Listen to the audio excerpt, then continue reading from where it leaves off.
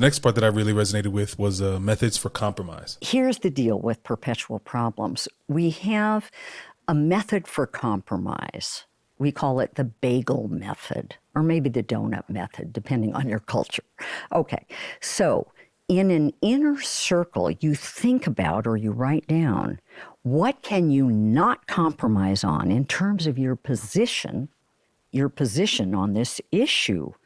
What can you not? It would be like giving up the bones of your body or that core dream you have that is so central to your identity that you got to hold on to that. Then in an outer circle, you write down what you're more flexible about. And those are typically when something will happen, who will do it, where it will happen, how much will it cost, how long will it last, those nitty-gritty details. You share what you've written down in both circles with your partner, and you look at the flexible areas around each of your positions on the issue, and you try to reach a compromise regarding those flexible points of view while still honoring each other's inner core dream or core need. This particular method is regarding conflict. And when both parties are conflicting about something, her earlier example was cleanliness, her partner not being able to maintain the standard of cleanliness that she wants, and he wasn't doing it in a timely manner when she was asking for him to kind of pick up the slack. I think that this is a good idea. I don't know how often you're going to want to do this, especially when you're in the midst of a conflict, right? I imagine it's successful because, one, when you're in the midst of a conflict, you are both separating for a little while in order to think. So the emotional aspect isn't what you're primarily reacting to or fueled by. And two, you're always getting to know your partner better.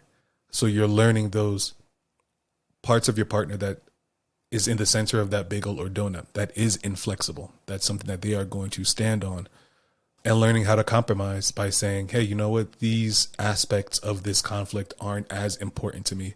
So we can find an area that works for both of us. I imagine that being really, really effective for conflict in relationships. And I guess the biggest part would be finding a partner who both agrees with it and is willing to do it at the time of conflict, right? Once, in her example, once week 4 passes and he hasn't cleaned up his books or he hasn't, adjusted whatever he needs to adjust, then she's angry, then she feels neglected or ignored. And that's when the emotions are probably more heightened than they've ever been. So in order to avoid that, being able to just step back and make this activity and then share it with each other, I think that's a great way of de-escalating the emotions and bringing out the best parts of yourself for conflict resolution. This next part was pretty big to me.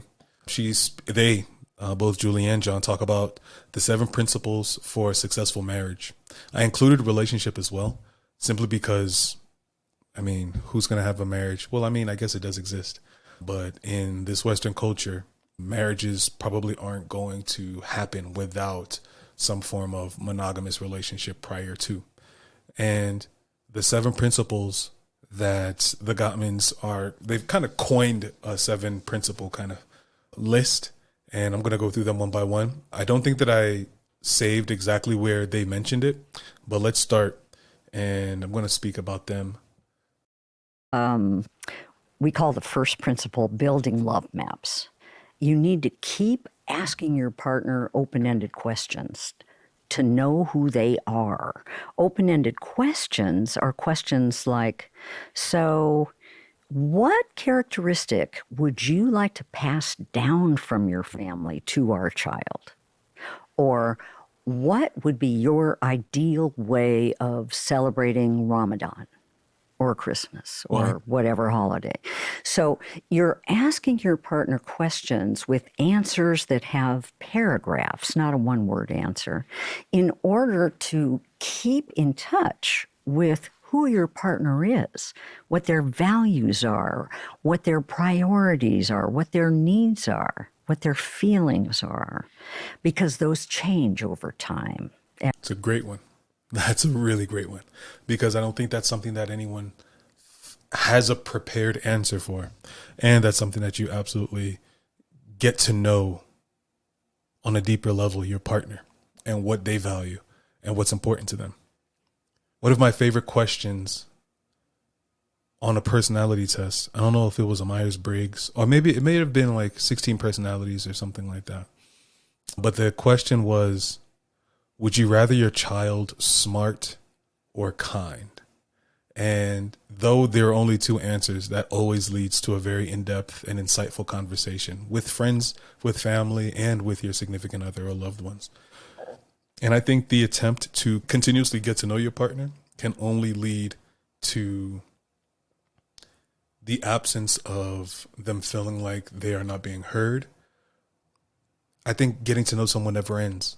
So just like the relationship, you're continuously figuring out different aspects of them, and maybe you have to repeat some things, but as long as that effort is there to really listen, to really get to know your partner, I don't think there's anything wrong with that. And I don't think there's any, not only is there nothing wrong with that, but I think that real effort needs to be made to continuously get to know your partner.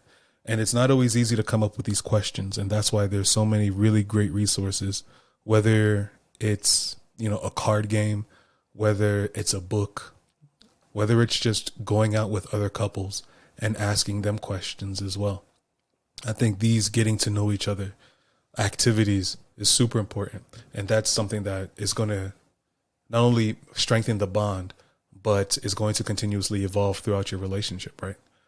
She keeps going, but I'm going to mention them in a more, compact version.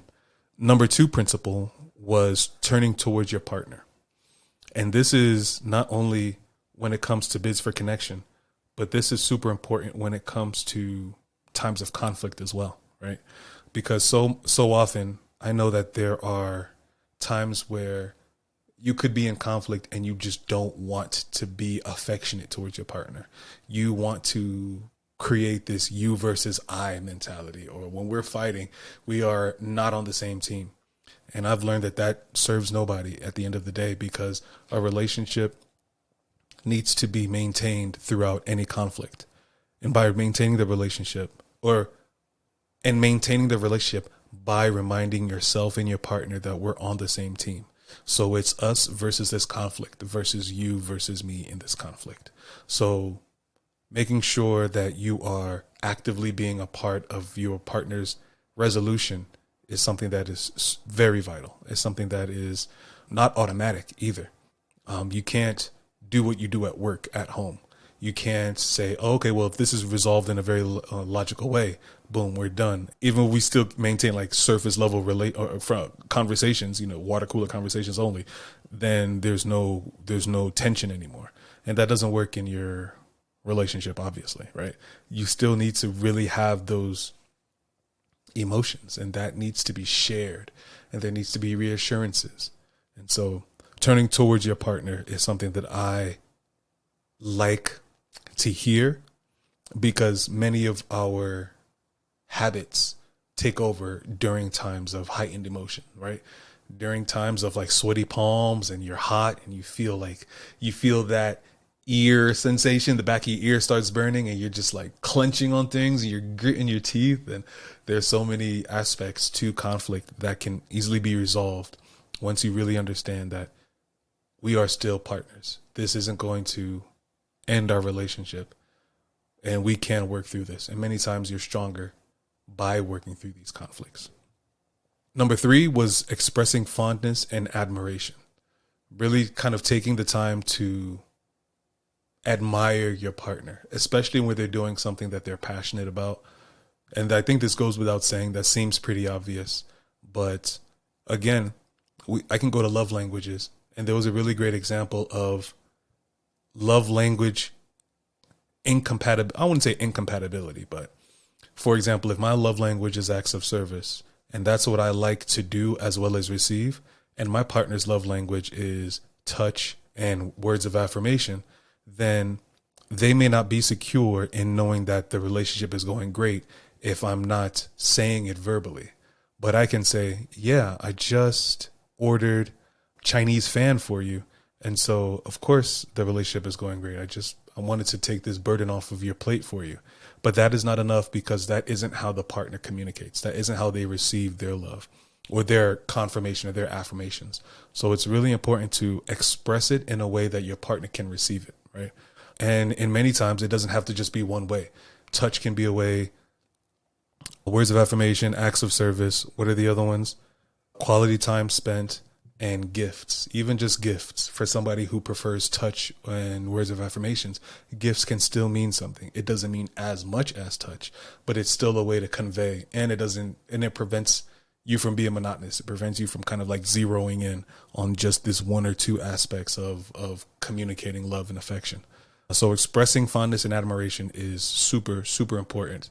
And I wouldn't say more so, but I would say especially for the masculine energy in that relationship. It's really, really impactful when the partner says, wow, I love when I see you doing X, or I think you're really good at Y.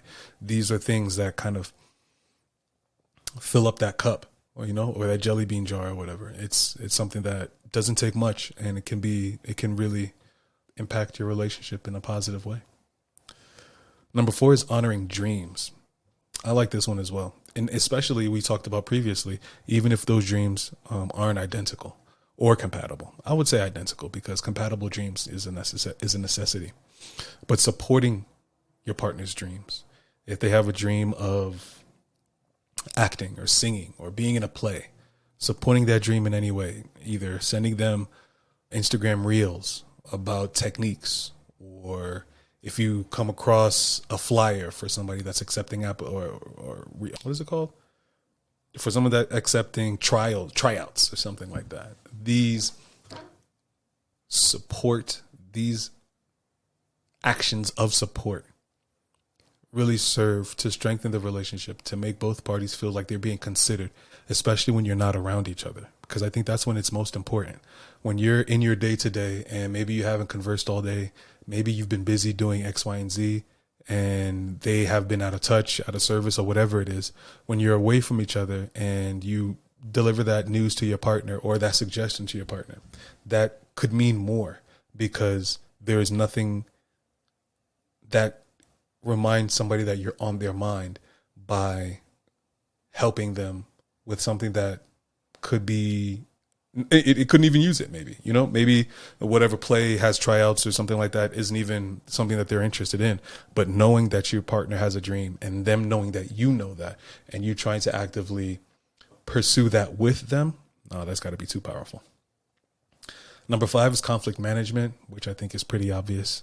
Being able to really work together to manage any conflict. I think they mentioned in this interview 68% of conflict can't be resolved, right? There's no way to say, hey, if you want to live in Australia and I want to live in Fiji, that's an unsolvable conflict. Or, hey, I like it when the bed sheets are this way and you like it when it's folded that way. These are incompatible. This is conflict that could arise for whatever reason, but being able to manage these conflicts is going to be the most important thing in any relationship, because if there's anything that's guaranteed, it's going to be conflict. Number 6 was interesting to me. It's a shared meaning. It is creating shared meaning. And creating shared meaning is understanding the way your partner sees themselves in the world. So really kind of taking into their view of themselves and their view of the world is going to be important for everything in your relationship, whether it's managing your conflicts, showing up for your partner and supporting them in their dreams. Yeah, everything, I imagine. Those two are the big ones. But really understanding what your partner thinks is their purpose in this world is very important. And that helps govern and inform you on a lot of actions, a lot of the behaviors, and a lot of things that you can show up for your partner. And lastly, number 7, of course, trust and commitment. Will you be there for me? Can I rely on you? This is the only one that I thought of is very different when it comes to relationships and marriage, because this 7 was primarily about successful marriages. And this was everything that I said before could work for relationships as well. Monogamous, non-monogamous, polyamorous, whatever it is, like committed relationships. I think this one is the only difference in this one is how do you best demonstrate commitment in a relationship that isn't marriage, in a relationship that if you wanted to, technically you can end at any given moment, wipe your hands of it and walk away without having to go through litigation, without having to inform anybody, without having to go through therapy or any of these things. When you're in a committed relationship, you can just end it, technically speaking. Hopefully you don't, because there's consideration and feelings involved and the desire to continue the relationship. But we do have to acknowledge that there's a fundamental difference between committed relationships and marriage. And in a committed relationship, there is that fear, there is that option, there is that possibility for there to be an end sooner than one or both parties would have liked. And so I didn't really know how to show that outside of pretending to be married, right? How do you show commitment? How do you show that you're showing up for that person every day in a way that creates trust, in a way that creates confidence? The question that I wrote down is, does the threat of ending a relationship work for or against keeping people together? And I thought about this because so often there are people that get married and things change, right? People get comfortable, people get complacent. People feel like, oh, well, we're locked into this. We're married. We have strong Christian values. So, divorce isn't an option and things like that. And in actuality, those are possibilities, but people choose to kind of ignore that until the last possible moment. But is there a way to kind of keep the relationship alive, keep people in a relationship putting in effort because they know, hey, you know what, this other person is out there lurking. I know that they probably have a crush on the person that I love. So I want to make sure that she's not even, or he's not even focused or even attempting to give anybody else any kind of attention. I want to make sure that I'm doing the best to show up as much as I can, because in the back of your mind, there is that fear that, hey, you know what, they are a very attractive partner and anybody would be interested in them for whatever reasons. So let me make sure that I'm showing up and doing my best so that my partner has the confidence to kind of like bounce all those other suitors off of them, right? That my partner has the confidence to say, hey, you know what I've built isn't worth stepping out and having a one night stand with this person, or entertaining kind of these like work husbands or work wives, or, kind of seeing why this person likes me and anything like that. I'm still not sure if you have any suggestions or if you agree, especially if you disagree. Please leave a message in a comment. I'd love to read it and have these kinds of discourses, because I think there is no right answer at the end of the day. But if we can kind of come up with strategies that help different partners in relationships, no, man, that's something that is invaluable. I have plenty more to say, and I don't want to make this too long of a podcast episode, because after all, these are Small Chops podcasts. So we're trying to give you bite-sized pieces of information. I'm not going to go through the entire interview. It's great. I'm going to make sure to leave a link in the description to the full-length interview. And there wasn't a dull moment in this entire interview. Stephen asked some fantastic questions. For now, thank you so much for listening and staying tuned. Please click that like button if this is something that resonated with you. I've given you a couple of prompts, and I would love to hear back from you and your thoughts on what has been spoken on so far. And if you like this format more than the previous format where I interviewed Sadia Khan from where I reacted to Sadia Khan on her interview on Soft White Underbelly, let me know which format you enjoy better, because I'm still kind of tinkering and I would love some feedback on that as well. But for now, I look forward to seeing you next week so we can finish off the rest of my notes for Julian John Gottmans' interview on Diary of a CEO. Thank you so much, and be well.